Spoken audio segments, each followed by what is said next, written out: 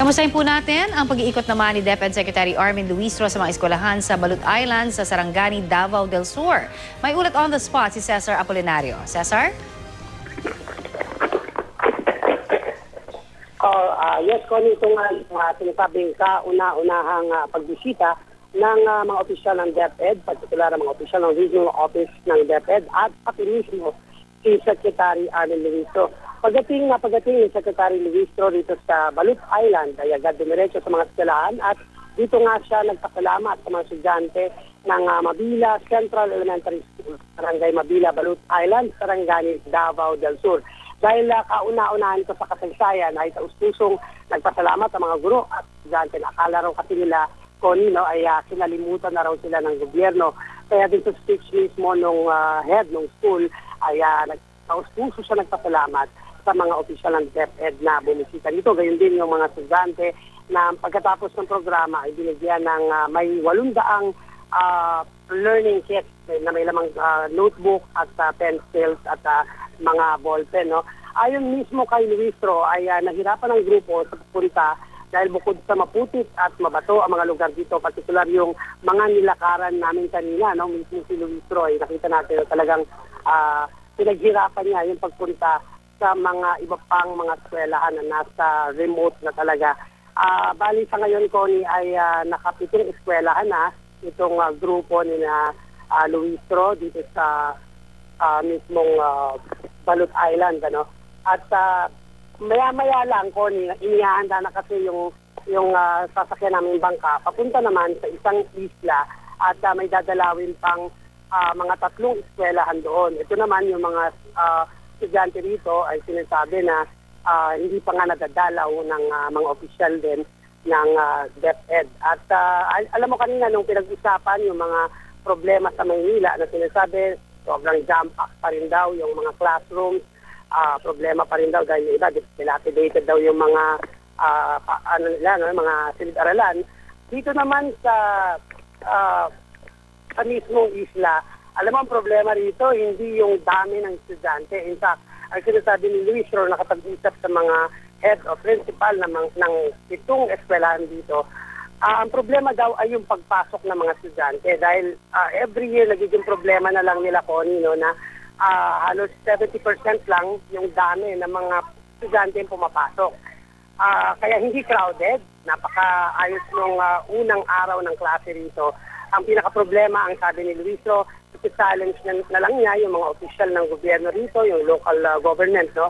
Mga mayor, mga barangay captains, na bumisita sa mga bahay-bahay ng mga estudyanteng laging lumiliban sa first week ng pasukan. Dahil napaka-importante, Connie, na yung first week ay pasukan ng mga estudyante dahil ayon mismo kay Luistro, baka maging dahilan ito para tamarin itong mga estudyante ito. At sinasabi ay mga 30% ng populasyon sa islang ito ay hindi pumapasok ng whole week. Yun ang araw ng pasukan.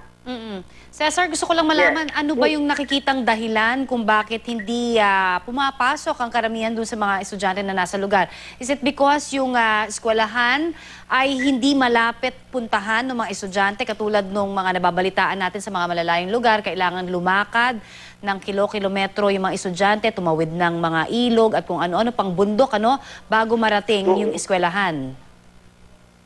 Oo, Connie. Alam mo, kanina nung kausap ni Luistro ang media at pati na rin yung ibang mga head ng school, no, sinasabi ni Luistro na kung nagtataga ng 70% ng populasyon ng mga estudyante na pumasok during first week, ay kailangan ipaalala lang daw sa mga magulang ng 30% absent for the whole week this school year, no, na pilitin silang pumasok at kumbaga inganyohin sila na pumasok dun sa first week. At ito yung crucial o pinaka-importante para kay Luistro na pasukan nila dahil para raw in the next weeks to come ay ipagin itong mga estudyante at makita nila na kailangan nila talagang pasukan yung whole year na pasok nila para matuto talaga.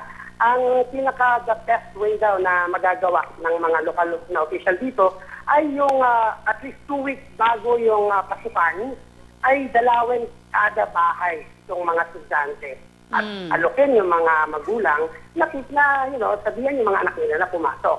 Kung pwede nga lang daw, sabayan ng mga magulang yung kanilang mga anak na pumunta sa kanilang mga eskwelahan para tuloy-tuloy yung sinasabing pagtuturo sa kanila. Alam mo, ang dami ko rin nakita kanina, yung ibang kwento ng mga ibang estudyante dito. Connie, alam mo, yung iba sa kanila sumakay pa ng bangka, sumakay ng bangka ng 30 minutes, naglakad ng another 2 kilometers. Yung iba nga, nakita natin yung tagdudul ng mga paa. Pero nakakatuwa sa mga estudyante dahil nung nakita nila yung mga opisyal ng DepEd, dahil ngumiti, talagang ang laki ng ngiti sa mukha nila. At inspiring itong mga mag-aaral dito sa isang isla dito sa Sarangani. Siguro, Cesar, magandang gawin ng mga politiko dyan, ilagyan ng daan na maayos o transportasyon yung mga estudyante para ganahang pumasok, hindi ba? Kasi kita naman natin yung problema dyan, talagang binibilangan na tayo ng dekada. Yan na muna at magpapasalamat muna kami sa'yo, Cesar, ha? Maraming salamat sa update na yan. Yan po naman si Cesar Apolinario.